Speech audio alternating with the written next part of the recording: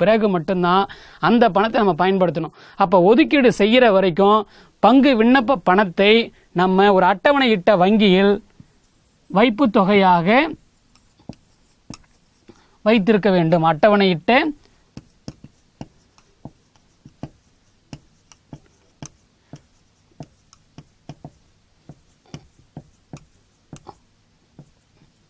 வைப்பு தொகையாக வைக்கும். எந்த பணத்தை? விண்ணப்ப பணத்தை, விண்ணப்ப தொகையை.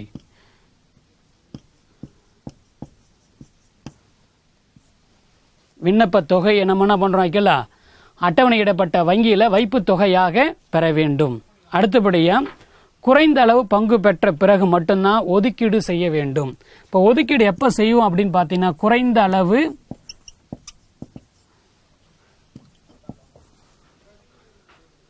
பங்கு ஒப்பம்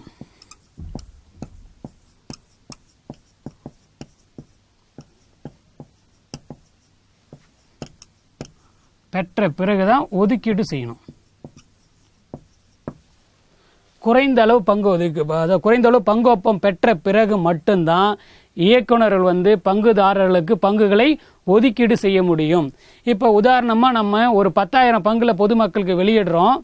நிர்ம சட்டத்தில் என்ன சொல்லியிருக்கான்னு பார்த்தீங்கன்னா, குறைந்த அளவு பங்குன்றது 90 நாட்களுக்குள்ள 90% பங்கு விண்ணப்பதாரரால் ஒப்புகை செய்யப்பட்டிருக்கணும். அப்போ குறைந்த அளவு பங்கு ஒப்பன்றது எது வைக்கலாம், நம்ம எவ்வளோ பங்குல வெளியிட்டிருக்கோமோ அந்த பங்குலேருந்து மக்கள்கிட்ட இருந்து ரெஸ்பான்ஸ் எவ்வளோ வரணும், 90% பங்குகளை பங்கு விண்ணப்பதாரர் வாங்கியிருந்தால் மட்டும்தான் பங்குகளை என்ன பண்ண முடியும், ஒதுக்கீடு செய்ய முடியும். அப்போ குறைந்த அளவு பங்கொப்பம் பெற்ற பிறகு மட்டும்தான் விண்ணப்ப பணத்தை அதாவது பார்த்தீங்கன்னா பங்குதாரர்களுக்கு பங்குகளை ஒதுக்கீடு செய்ய வேண்டும் என்பது தான் நம்ம சட்டமுறை கடமையாக நம்ம பார்க்குறோம். அடுத்தபடியாக வர்றது பார்த்தீங்கன்னா சட்டமுறை கூட்டம் கூட்டுறதுக்கு 21 நாட்களுக்கு முன்னதாக சட்டமுறை அறிக்கையை தயார் செய்து ஒவ்வொரு உறுப்பினருக்கும் அனுப்பி வைக்க வேண்டும். சட்டமுறை அறிக்கையை தயார் செய்யணும். சட்டமுறை கூட்டுறதுக்கு 21 நாட்களுக்கு முன்னதாக சட்டமுறை அறிக்கை ஒன்றை தயார் செய்து அந்த அறிக்கையை என்ன பண்ண வைக்கலாம், ஒவ்வொரு உறுப்பினருக்கும் அழைப்போட சேர்த்து அனுப்பணும். சட்டமுறை அறிக்கை என்ன பண்ணணும், அனுப்பணும். சட்டமுறை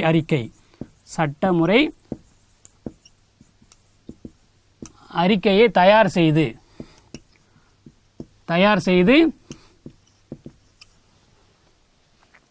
யார் கொடுக்கணும் வைக்கலாம், 21 நாட்களுக்கு முன்னதாக உறுப்பினர்களுக்கு அனுப்ப வேண்டும். உறுப்பினர்களுக்கு அனுப்பி வைக்க வேண்டும். இது யாருடைய கடமை? இது சட்ட பிரகாரம் ஒரு இயக்குநரவை செய்யக்கூடிய கடமை. இதெல்லாம் அதுதான் சொல்லியிருக்கோம் பாருங்க. சட்டமுறை கூட்டுவதற்கு 21 நாட்களுக்கு முன்னதாக சட்டமுறை அறிக்கையை தயார் செய்து இயக்குனர் என்ன பண்ண வைக்கலாம், உறுப்பினர்களுக்கு அனுப்பி வைக்க வேண்டும் என்பதுதான் நமக்கு சட்டமுறை கடமையில நம்ம 4வது பாயிண்டா பார்க்கிறோம். அடுத்த போல இயக்குநரவை கூட்டங்களை அதாவது பார்த்தீங்கன்னா 3 மாசத்துக்கு ஒரு தடவை கண்டிப்பா இயக்குநரவை கூட்டத்தை கூட்டியாக வேண்டும். இது சட்டப்படி செய்யக்கூடிய ஒரு கடமை. இயக்குநரவை கூட்டம் எவ்வளவு நாளைக்கு ஒரு தடவை? 3 மாதத்திற்கு ஒரு தடவை. அட்லீஸ்ட் குறைந்தது வருஷத்துக்கு கண்டிப்பா அப்ப என்ன பண்ணி ஆகணும், 4 மீட்டிங் கண்டக்ட் பண்ணியே ஆகணும் கம்பல்சரி. அப்ப 3 மாசத்துக்கு ஒரு தடவை இயக்குநரவை கூட்டத்தை கண்டிப்பா கூட்டி தான் ஆகணும். அப்ப 3 மாதத்திற்கு ஒரு முறை, 3 மாதத்திற்கு ஒரு முறையாவது,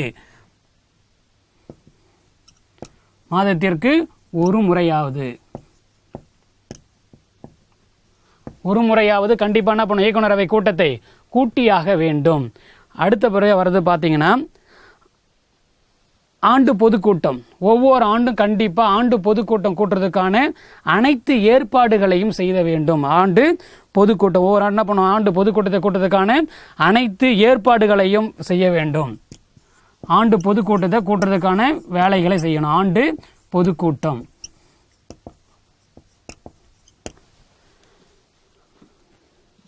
இதுக்கப்புறம் பாருங்க, என்னென்ன பார்த்துருக்கோம் பாருங்க. தகவல் அறிக்கையில கையொப்பமிடணும்.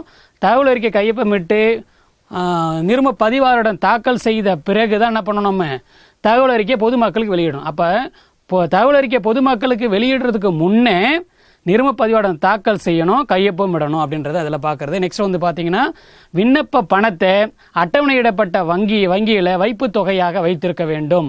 நெக்ஸ்ட் நான் பார்த்துருக்கோம் வைக்கலாம், குறைந்த அளவு பங்காதாயம் பெற்ற பிறகு மட்டும்தான் பங்குகளை ஒதுக்கீடு செய்ய வேண்டும். இதுக்கப்புறம் பாருங்க, சட்டமுறை அறிக்கையை தயார் செய்து, சட்டமுறை கூட்டம் கூட்டுவது 21 நாட்களுக்கு முன்பாக தயார் செய்து ஒவ்வொரு உறுப்பினருக்கும் அனுப்பி வைக்க வேண்டும்.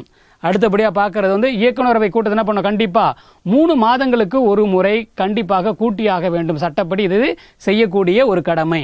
அதே போல பங்குதாரர்களுக்கான ஆண்டு பொதுக்கூட்டத்தை கூட்டுவதற்கான அனைத்து நடவடிக்கைகளையும் இயக்குநர் அவர்கள் செய்ய வேண்டும். நெக்ஸ்ட் பார்த்தீங்கன்னா அடுத்த பாயிண்ட் சட்டமுறை கடமையில் இன்னொரு பாயிண்ட், ரெண்டு பாயிண்ட் இருக்கு. சட்டமுறைப்படி அறிக்கைகளை தாக்கல் செய்ய வேண்டும். இப்போ சட்டமுறைப்படி சட்டமுறைப்படி பார்த்தீங்கன்னா சட்டமுறைப்படி அதாவது நிறுமத்தில் நடக்கிற ஒவ்வொரு நடவடிக்கையும் தீர்மானம் போடுவோம். முக்கியமான ஒரு செயல் நடக்குது அப்படின்னும் போது அந்த செயலுக்கான தீர்மானங்களை உரிய அதிகாரிகளிடம் தாக்கல் செய்ய வேண்டும். குறிப்பிட்ட நேரத்திற்குள்ளே உரிய அதிகாரிகளிடம் அந்த தீர்மான நகல்களையும் ஒவ்வொரு அறிக்கையும் என்ன பண்ணணும், நம்ம வைக்கலாம், நிறும பதிவாளரோட ஒரு சில அறிக்கையை தாக்கல் பண்ணணும். அதுக்கப்புறம் பார்த்தீங்கன்னா ஒவ்வொரு லா போர்டுலாம் இருக்குது, லா போர்டுகளில் என்ன பண்ணணும், அறிக்கைகளை தாக்கல் செய்ய வேண்டிய கடமை வந்து பார்த்தீங்கன்னா இயக்குநரிடம் ஒப்படைக்கப்பட்டுள்ளது.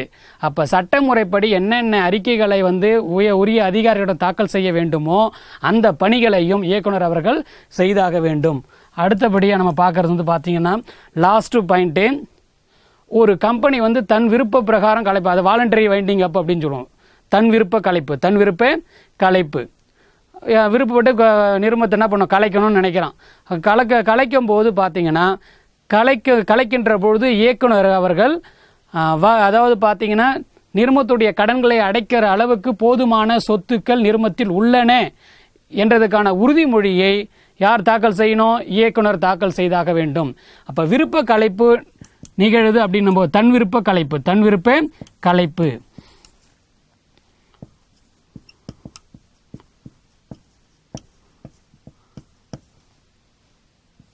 இப்போ கம்பெனி வந்து எல்லாம் வந்து பார்த்தீங்கன்னா எல்லா உறுப்பினர்களும் சேர்ந்து கோர்ட்டு மூலமாக என்ன பண்ணுறான், நிறுமத்தை வந்து கலைக்கணும்னு சொல்லிட்டு ஆர்டர் வாங்கிறாங்க. அப்போ ஆர்டர் அந்த தன் விருப்ப கலைப்பு செய்கின்ற பொழுது இயக்குனருடைய கடமை என்ன அப்படின்னு பார்த்தீங்கன்னா நிறுமத்தில் இருக்கிற கடனை அடைக்கிற அளவுக்கு போதுமான சொத்து இருக்கா இல்லையான்றதுக்கான ஆவணத்தை என்ன பண்ண தாக்கல் செய்ய வேண்டும். இருக்கா இல்லைன்றதுக்கான ஆவணத்தை வந்து பார்த்தீங்கன்னா தாக்கல் செய்ய வேண்டும். சொத்துக்களுடைய நிலவரம், கடனுடைய நிலவரத்தை என்ன பண்ண வைக்கலாம், இதுக்கான உறுதி விளம்பல், அதாவது வகை உடைமை உறுதி விளம்பல் பேர். இதுக்கு பார்த்தீங்கன்னா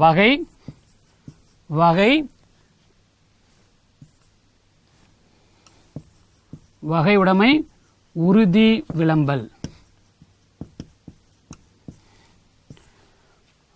விளம்பலை தாக்கல் செய்தாக வேண்டும். இதுதான் வந்து நம்ம சட்டமுறை கடமையில் லாஸ்ட்டாக பார்க்குற பாயிண்ட். ஓகேவா? அடுத்தபடியா பொறுப்புகள்.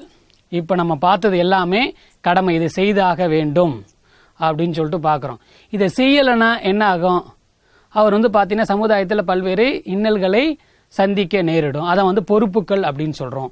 அப்போ என்ன பொறுப்புகள் இருக்குது அப்படின்னு பார்த்தீங்கன்னா நமக்கு வந்து பார்த்தீங்கன்னா கடமை இயக்குனருடைய பொறுப்புகளை வந்து 2 வகையாக மெயின் டிவிஷனாக நம்ம 2 வகையாக பிரிக்கலாம்.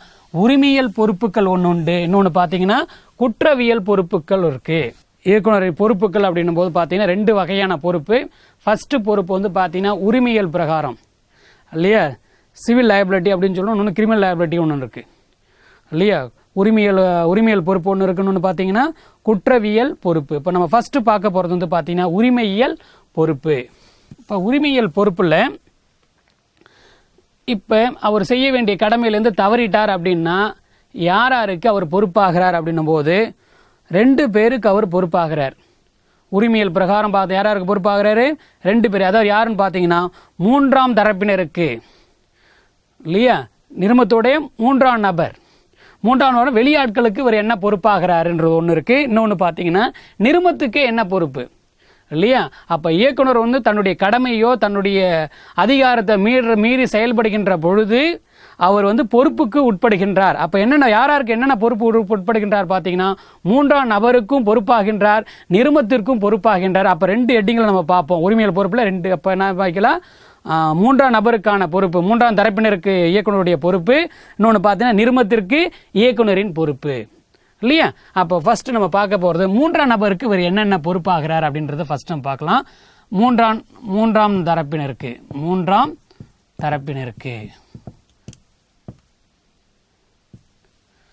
மூன்றாம் தரப்பினருக்கு இயக்குனரின் பொறுப்பு என்ன அப்படின்னும் போது ஃபர்ஸ்ட் வந்து பார்த்தீங்கன்னா அமைப்பு முறையீட்டை மீறும் போது, இப்போ அமைப்பு முறைன்றது தான் பார்த்தீங்கன்னா நிறுவனத்தோட முக்கியமான ஆவணம். அமைப்பு முறையீடுன்றது நிறுவனத்துடைய செயல் எல்லைகளை இல்லையா, அதிகார எல்லைகளை விளக்கக்கூடியதான் அமைப்பு முறையீடு. அதிகார எல்லைகளை குறிப்பிட்டிருக்கிற ஒரு ஆவணம் தான் பார்த்தீங்கன்னா நமக்கு அமைப்பு முறையீடு அப்படின்றது. நம்ம மேடம் அதுக்கு முன்னே வந்து பார்த்தீங்கன்னா மனோன்மணி மேடம் நமக்கு எக்ஸ்பிளைன் பண்ணிட்டு போயிருக்காங்க, பார்த்துருக்கீங்க நீங்கள் இல்லையா? அப்போ அமைப்பு முறையீடு என்பது முக்கியமான ஆவணம். ஒரு நிறுவனம் ஆரம்பிக்கிறதுக்காக முக்கியமான ஒரு ஆவணங்கள்லாம் வந்து பதிவாளரிடம் தாக்கல் செய்யணும். அதில் வந்து அமைப்பு முறையீடுன்றது மிக முக்கியமான ஆவணம். இந்த ஆவணம் வந்து எதை நம்ம குறிப்பிடுது அப்படின்னு பார்த்தீங்கன்னா அதிகார எல்லைகளை குறிப்பிட்டிருக்கிறது தான் பார்த்தீங்கன்னா அமைப்பு முறையீடு. அப்போ அமைப்பு முறையீட்டில் ஏதாவது தவறு ஏற்படும் பொழுது, அதாவது மீறும் போது, அமைப்பு முறையீட்டில் குறிப்பிட்டுள்ள அதிகார எல்லையை மீறுகின்ற பொழுது மூன்றாம் நபருக்கு பொறுப்பாகின்றார். யார் பொறுப்பாகின்றார்? இயக்குனர் அவர்கள் மூன்றாம் நபருக்கு பொறுப்பாகின்றார். அமைப்பு முறையீட்டில் அளித்துள்ள அதிகார வரம்பினை மீறும்போது. அப்போ என்ன பாயிண்ட் நீங்கள் ஞாபகம் வச்சுக்கணும் அப்படின்னு பார்த்தீங்கன்னா, அமைப்பு முறையீடு ஞாபகம் வச்சு, அமைப்பு முறையீட்டில் இருக்கிற விதி, அதில் இருக்கிற வந்து 6 கூறு இருக்குது. அந்த உட்பிரிவுலாம் இருக்குது. அந்த உட்பிரிவு வந்து அதில் இருக்கிற அதிகார வரம்பு கொடுத்துருக்காங்க. அந்த அதிகார வரம்பை மீறும் போது ஏற்படுகின்ற விளைவு தான் அவருக்கு பொறுப்பாக வருது. யாருக்கு? மூன்றாம் தரப்பினருக்கு அவர் பொறுப்பாகின்றார். அப்போ ஃபர்ஸ்ட் வந்து பார்த்தீங்கன்னா அமைப்பு முறையீட்டின்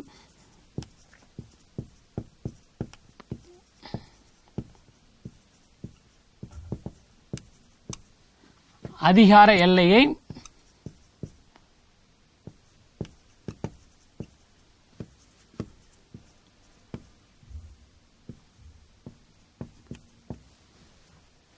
மீறிதால் ஏற்படக்கூடிய விளைவு வந்து பார்த்தீங்கன்னா மூன்றாம் நபருக்கு, அந்த மீறதால் ஏற்படும் போது மூன்றாம் நபருக்கு பொறுப்பாகின்றார். இதுக்கப்புறம் 2வது பாயிண்ட் பார்த்தீங்கன்னா, தகவல் அறிக்கையில் உண்மைக்கு புறம்பான செய்திகள் காணப்படின்.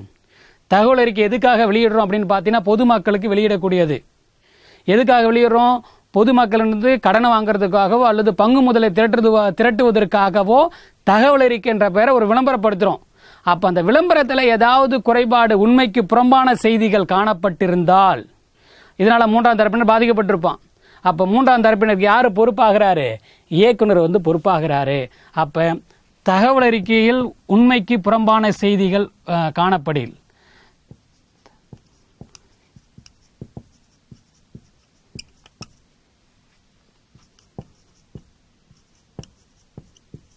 உண்மைக்கு புறம்பான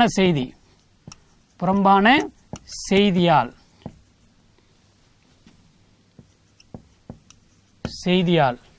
மூன்றாம் நபருக்கு பொறுப்பாகின்றார். இன்னொன்று பார்த்தீங்கன்னா, 3வது பாயிண்ட்,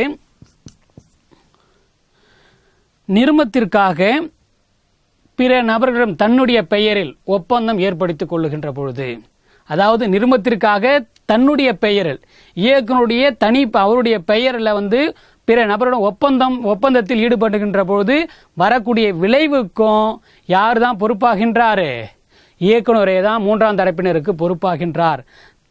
அதாவது பார்த்தீங்கன்னா, தனிப்பட்ட பெயரில் ஒப்பந்தத்தில் ஈடுபடுகின்ற போது, தனிப்பட்ட பெயரில்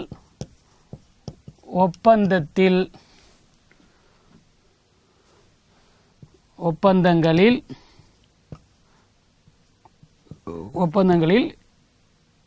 ஈடுபடுகின்ற பொழுது,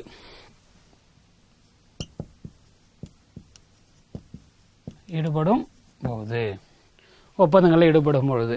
ஓகே, அடுத்தபடி பார்த்தீங்கன்னா, இப்போ வந்து நம்ம பார்த்தோம், நம்ம அதாவது இயக்குனர் வந்து அவர் செய்யக்கூடிய வேலையிலிருந்து தவறுகின்ற பொழுது உரிமையல் பொறுப்பாகின்றார். யாருக்கு பொறுப்பாகின்றார் அப்படின்னும் போது மூன்றாம் தரப்பினருக்கு. அது என்ன? ஃபர்ஸ்ட் ஒன்று பார்த்தீங்கன்னா, அமைப்பு முறையீட்டின் அதிகார எல்லையை மீறியதால் வரக்கூடிய விளைவு. இன்னொன்று பார்த்தீங்கன்னா, தகவல் அறிக்கையில் உண்மைக்கு புறம்பான செய்திகளை வெளியிட்டதால் வரக்கூடிய விளைவு. 3வது பார்த்தீங்கன்னா, தனிப்பட்ட பெயரில் நிறுமத்திற்காக பிற நபருடன் ஒப்பந்தத்தில் ஈடுபட்டதனால் ஏற்படுகின்ற விளைவால மூன்றாம் தரப்பினருக்கு பொறுப்பாகின்றார். இவ்வளவுதான் முக்கியமான பாயிண்ட். அடுத்த போல பார்த்தீங்கன்னா நிறுமத்திற்கு ஏற்க வேண்டிய பொறுப்பு என்னென்ன, இது வந்து மூன்றாம் தரப்பினருக்கு ஏற்கக்கூடிய பொறுப்பு, நிறுமத்திற்கு ஏற்க வேண்டிய பொறுப்பு.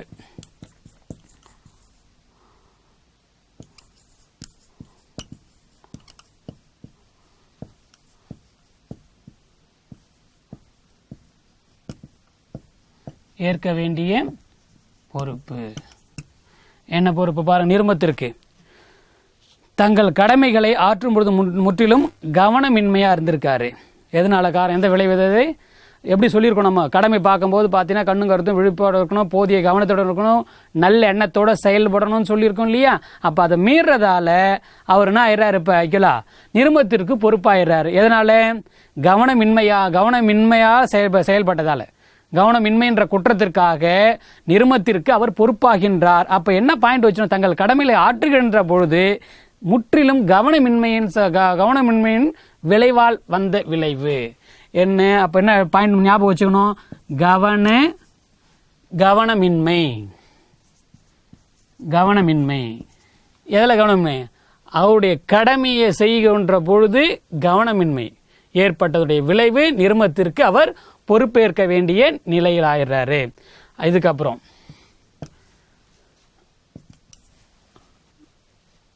பொறுப்புறுதியை மீறல். அவர் பொறுப்புன்னு சொல்லி அந்த பொறுப்புறுதி என்ன பண்றாரு, வைக்கலாம் மீறதால வரக்கூடிய விலை ஒண்ணு பொறுப்புறுதி